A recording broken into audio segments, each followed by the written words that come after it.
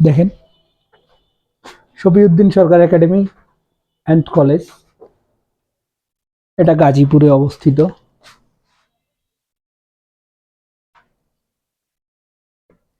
গাজীপুর। কোশ্চেনে বলা হয়েছে একটি 10 কুলম চার্জে চার্জিত বস্তু ভূমি থেকে 6 মিটার উপরে ভেসে থাকে যদি তার নিচে ভূমিতে 100 কুলম চার্জিত বস্তু থাকে। তাহলে একটু ব্যাপারটা দেখেন, গ নাম্বার বলছে প্রথম বস্তুটির ভর কত বাহির করো। কেমন একটা বিদঘুটে ব্যাপার স্যাপার না, যে এখান থেকে আবার ভরের কি ব্যাপার স্যাপার। এখানে চার্জ দেয়া আছে, প্রথম বস্তুর ভর কত থেকে আসলো। তো আমরা একটু দেখি 1 নম্বর সলিউশন। তো বলা হয়েছে যে 10 কুলম চার্জে চার্জিত বস্তু ভূমি থেকে 6 সেন্টিমিটার উপরে থাকে। অর্থাৎ এই যে একটা বস্তু, এই বস্তুটার চার্জ যদি 10 কুলম হয়, ঠিক আছে, এটা ভূমি থেকে কত সেন্টিমিটার উপরে থাকে? 6 সেন্টিমিটার, ঠিক আছে। যদি তার নিচে কত 100 কুলম চার্জিত বস্তু থাকে, তাহলে এই যে আর একটা বস্তু যেটা চার্জ কত 100 কুলম। এখন বলছে প্রথম বস্তুর ভর কত, ঠিক আছে। তো এখন দেখো তো, আমরা কি জানি? আমরা জানি এই বস্তুটার একটা ওজন আছে না নাই? এই বস্তুটার একটা ওজন আছে না নাই রবিউল? আছে। তাহলে আমরা লিখতে পারি না যে এই বস্তুর ওজন ওজন W ইকুয়াল টু mg, লিখতে পারি? আচ্ছা, এম এর মান তো আমরা জানি না, এম এর মান বাইর করব। জি জি হলো 9.8, এটা আমরা জানি যে অভিকর্ষজ ত্বরণ। আচ্ছা, তাহলে এই ওজন ওজন সব সময় বস্তুর কোন দিকে ক্রিয়া করে? পৃথিবীর কেন্দ্রের দিকে ক্রিয়া করে না? কোন দিকে ক্রিয়া করে? পৃথিবীর কেন্দ্রের দিকে। অর্থাৎ এইটা সব সময় নিচের দিকে, তাই তো? এবার দেখো তো, এই দুইটা বস্তুর মধ্যে একটা বল আছে। কি বল? বিকর্ষণ বল আছে না?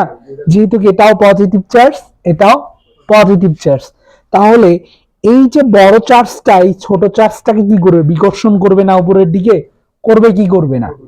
বিকর্ষণ করবে, তাই তো? তাহলে সেই বিকর্ষণ বল, বিকর্ষণ বল এফ, এফ ইকুয়াল টু কি হবে? K Q1 Q2 divided by D square. তাহলে দেখো তো, তাদের মধ্যবর্তী ডিসটেন্সটা দেয়া আছে আমাদের, ডিসটেন্সটা দেয়া আছে না? ডিসটেন্সটা কত দেয়া আছে? 6 সেন্টিমিটার। তাহলে আমি এখানে লিখতে পারি যে d is equal to 6 centimetre, that means 0.06 metre. Okay, লিখতে পারি? আচ্ছা, Q1, যদি আমি এই চার্জটাকে Q1 ধরি, এটা চার্জ কি হবে? Q2 হবে।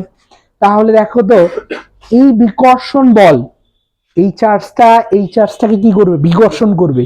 এই বিকর্ষণ বলের কারণে এই চার্জটা কোন দিকে আসলে বিকর্ষণ করতেছে? উপরের দিকে না? তাহলে এই বিকর্ষণ বলটাই তো বস্তুটাকে উপরের দিকে ভাসাই রাখছে, তাই নয় কি ভাইয়া? আচ্ছা, আর ওজন সব সময় কোন দিকে কাজ করতেছে? নিচের দিকে।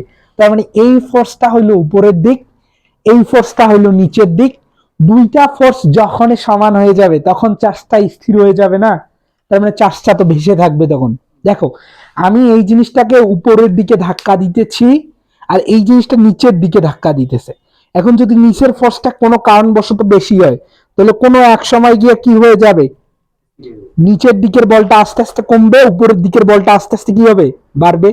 তাহলে দেখেন, কথাটা বুঝেন কিন্তু, এই চার্জটাকে বিকর্ষণ করতেছে উপরের দিকে। তাহলে যত উপরের দিকে যাবে দূরত্বের কারণে এই বলের মান কি হবে? তত কমবে। তো কোনো এক সময় গিয়ে এই ওজনের সমান হয়ে যাবে না বলটা? যখন এই ওজনের সমান হয়ে যাবে তখন এই বস্তুটা কি হয়ে যাবে? স্থির হয়ে যাবে না? তার মানে তখন তো ওই বস্তুটা ওইখানে কি থাকবে? বেঁচে থাকবে না? তো আপনারা যদি একটা ইভোনাইট দণ্ড নেন, ইভোনাইট দণ্ড, ইভোনাইট দণ্ডকে আপনারা ফেলানের কাপড় দিয়ে ঘষা দিবেন, তাহলে ইভোনাইট দণ্ড কি হয়ে যাবে? ঋণাত্মক চার্জে চার্জিত হবে। আরেকটা বেলুনকে মাথার মধ্যে নিয়ে বা ফালানের কাপড় দিয়ে যদি ঘষে দেন, বেলুনটাও ঋণাত্মক চার্জে চার্জিত হয়ে যাবে, ঠিক আছে। তো বেলুনটাকে উপরে দিয়ে ইভোনাইট দণ্ডটা নিচে লাগাই দিবেন, দেখবেন যে বেলুনটা ভাসতেছে, ঠিক আছে। এটা আমরা প্র্যাকটিক্যাল দেখাবো, ঠিক আছে। সময় সুযোগ করে এই প্র্যাকটিক্যালটা আমরা দেখাবো। তো কখন ওইটা ভেসে থাকে? যখন বেলুনের ওজন আর ইভোনাইট দণ্ডের বিকর্ষণ বলটা সমান হয়ে যায়, তখনই বস্তুটা কি হয়? ভেসে থাকে। তাহলে আমরা বলতে পারি যে এই বিকর্ষণ বল আর বস্তুর ওজন কি হয়ে যাবে, সমান। যখনই বিকর্ষণ বল আর বস্তুর ওজন কি হয়ে যাবে, সমান হয়ে যাবে, তখন বস্তুটা কি করবে, ভাসবে না। তাহলে এখন দেখো তো আমরা এখান থেকে কি লিখতে পারি, কে Q1। তো আমি এইখানে ডিরেক্ট মানগুলো, আচ্ছা ডিরেক্ট মান না বসাই, Q1 Q2 divided by D square, এইদিকে থাকতেছে আমাদের কি এম জি। তাহলে দেখো তো এম ইকুয়াল টু কি হবে, এম ইকুয়াল টু হবে K Q1 Q2 divided by G D square, হবে না, জি ডি স্কয়ার্ড হবে কি হবে না, হবে। তাহলে একটু বসাই, কে এর মান কত, 9 into 10 to the power 9। Q1 এর মান কত দেয়া আছে, 10 কুলম। Q2 এর মান কত দেয়া আছে, 100 কুলম, ঠিক আছে। জি এর মান কত ভাইয়া, 9.8। জি এর মান কত ভাইয়া, 0.06। তার উপর কি হবে ভাইয়া, স্কয়ার। এখন এগুলা একটু দেখো তো কি আসে।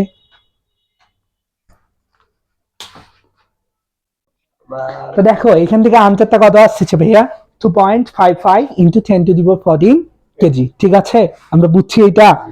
তো কার কোনো কোশ্চেন থাকলে করতে পারো। আচ্ছা, এবার দেখো তো দ্বিতীয় কোশ্চেনটা কি বলা হয়েছে, বস্তু দুটির মাঝে কোথায় 600টি ইলেকট্রন একত্রে রাখলে তা স্থির থাকবে।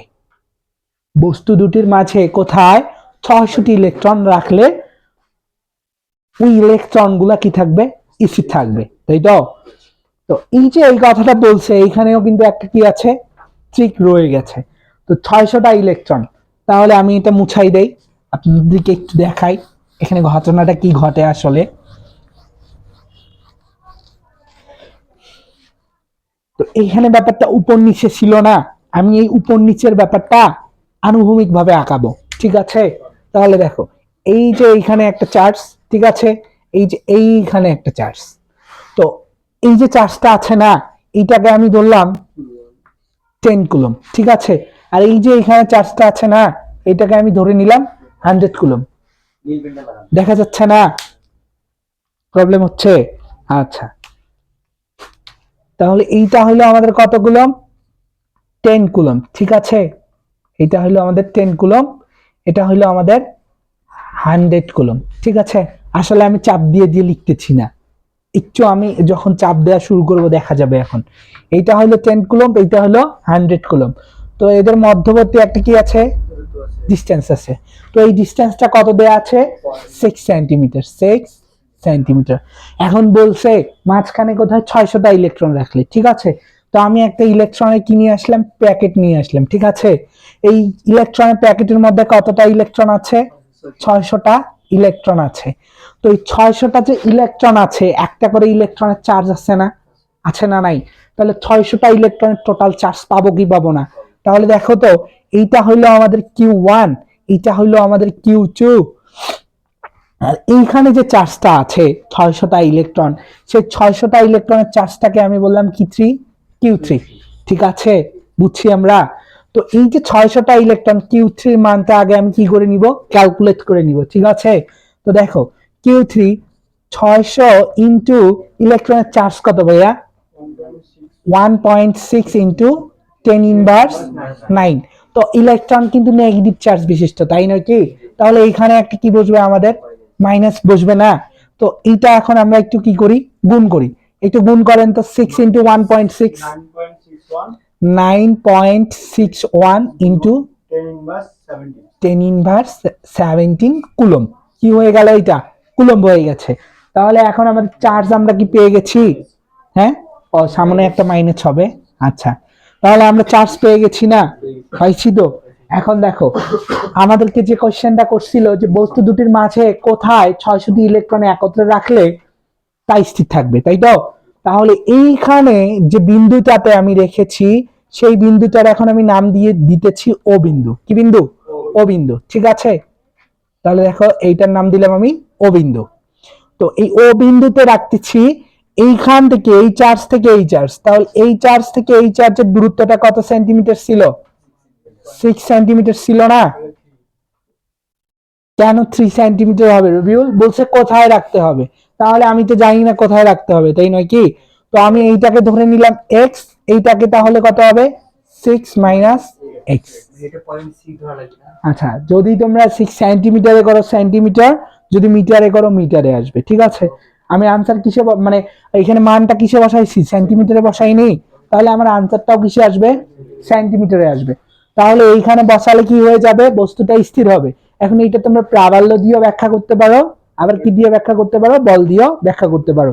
তো আমরা এইটা আসলে বল দিয়ে ব্যাখ্যা করব, যেহেতু প্রাবল্য ব্যাখ্যা করতে গেলে 1 কুলম্ব চার্জের প্রয়োজন, এখানে তো 1 কুলম্ব চার্জ নেই, আছে নেই, তাহলে এইটাকে আমরা কি করব, বল দিয়ে ব্যাখ্যা করব। তাহলে Q1 চার্জের জন্য কি থাকবে, F1 সমান সমান কি হবে, K Q1 Q3 divided by D এর জায়গায় কত হবে, x স্কয়ার, ঠিক আছে। এই যে এটা Q1, এইখানে যে 600টা ইলেকট্রন নিয়ে আসছি, তার চার্জের মান কত দিছি, Q3 দেই নেই, কথা কি বুঝেছো নাকি বুঝোনি? তো F1 মানে কি, এই দুইটা চার্জের মধ্যে বল না, এই দুইটা চার্জের মধ্যে ক্রিয়াশীল বল। F1 হইলো এই দুইটা চার্জের মধ্যে কি ক্রিয়াশীল বল। তো এই দুইটা চার্জের মধ্যে যে ক্রিয়াশীল বল, এটা কিন্তু অ্যাট্রাকটিভ ফোর্স হবে। কি ফোর্স হবে, অ্যাট্রাকটিভ ফোর্স হবে। আর F2টা কত হবে ভাইয়া, একটু দেখি। F2 হবে এইটা আর এই চার্জের মধ্যে বল, ঠিক আছে। F2টা হবে Q2 আর Q3 এর মধ্যে বল। চাইলে তোমরা এখানে লিখতে পারো যে F13 মানে 1 আর 3 এর মাঝে বল, ঠিক আছে। আবার লিখতে পারো F23 মানে 2 আর 3 এর মাঝে বল, ঠিক আছে। আর যদি চাও যে ডিরেকশন দেখাবা, ডিরেকশন দেখাতে চাইলে 3-1 লিখতে হবে, এটা 3-2 লিখতে হবে, মানে এই ফোর্সটা এই দিকে কাজ করবে আর এই ফোর্সটা এই দিকে কাজ করবে, ঠিক আছে। তো আমরা তো আর ইন্টারমিডিয়েটে পড়ি না যে আমাদেরকে ভেক্টর ডিরেকশন দেখাইতে হবে। তো এখানে F23 লিখছি, ঠিক আছে, এদের মধ্যে বল। তাহলে কি হবে, K Q2 Q3 divided by কত হবে, 6 - h অল স্কয়ার, ঠিক আছে।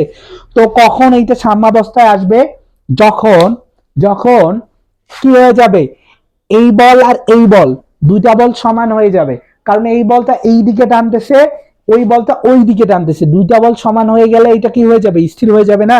তো আমি এখন লিখি যে প্রশ্ন মতে বা শর্ত মতে, ঠিক আছে, লিখতে পারি। তো শর্ত মতে কি লিখতে পারি ভাইয়া, লিখতে পারি F13 equal to F23। Marker তো ভালো লিখতেছে না, ঠিক আছে। তাহলে এই দুইটা যখন সমান হয়ে যাবে তখনই কি থাকবে, এটা সাম্যাবস্থায় থাকবে, তাই তো। তাহলে F13 এর মান কত, K Q1 Q3 divided by x square, তাই তো, ইকুয়াল টু 23 এর মান কত, K Q2 Q3 6 - x all square, তাই তো।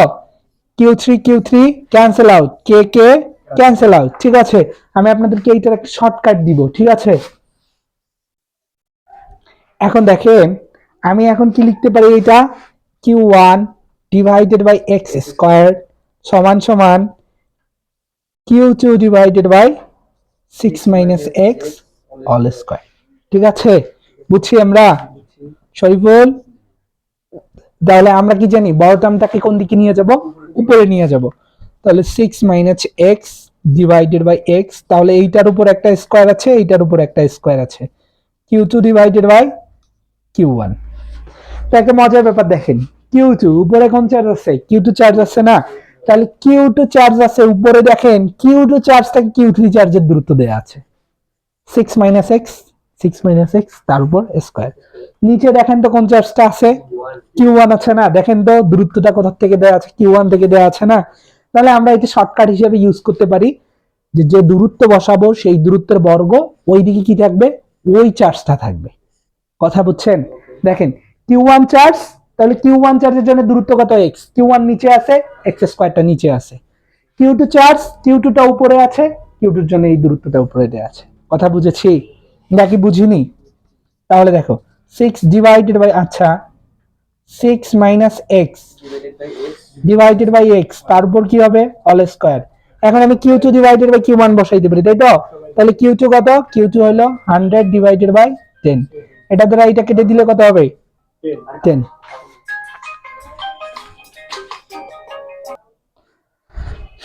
তারপর দেখো আমরা এখানে কি করতে পারি, এখানে এই যে 6 divided by X minus X divided by X, এই স্কোয়ারটা ওইদিকে গেলে কি হয়ে যাবে, রুট ওভার 10। ঠিক আছে,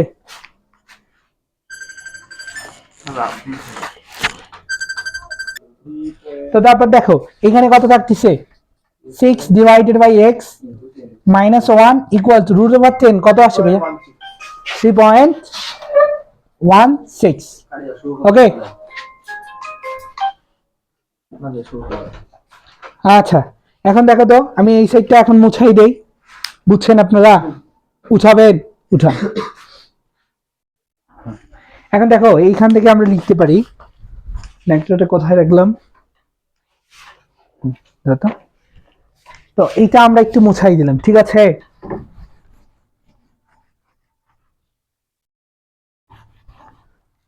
আসলে কালার মার্কার ব্যবহার করার একটা উপকার হইলো কি বোর্ডটা পরিষ্কার থাকে। ঠিক আছে, তো এখন দেখো এখানে আমরা এতটুকু পাইলাম না, এখন দেখো তো এইটা যদি আচ্ছা পার্টটা ওই দিকেই নিয়ে যাই, 3টা পার্টে হোক বোর্ডের মধ্যে,